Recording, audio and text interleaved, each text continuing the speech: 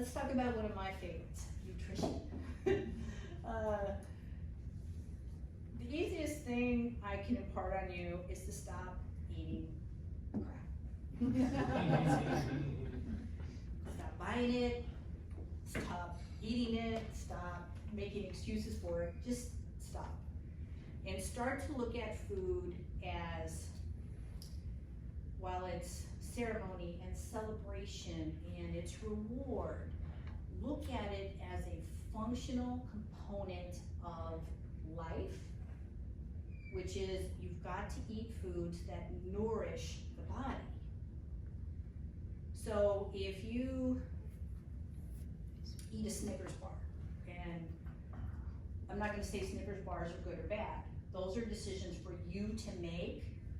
What your body's trying to figure out is, what do I do with it? It's just a chemical equation, right? You've got saliva, you've got bacteria, you've got stomach acids, you've got everything that's going to happen through your intestines to eventually elimination.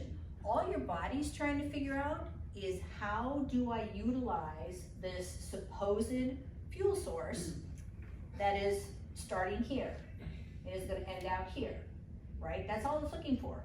So when you put in foods that, and I'll call them anti-nutrients, because that's really what they are. If you put in foods that do not have a nutritional density component, your body has to go through the same energetic cycles to process it as if you put in something that was perhaps better for your goals of feeling more optimal. Does that make sense? Mm-hmm. So to maybe look at them not as good and bad, but as nutrients and anti-nutrients.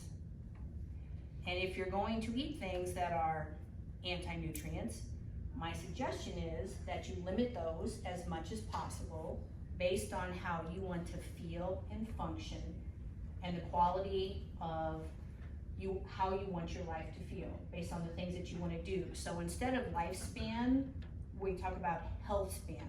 Who wants to live to 120 if you feel terrible every single day, right? So what matters is how you feel for the time that we have here.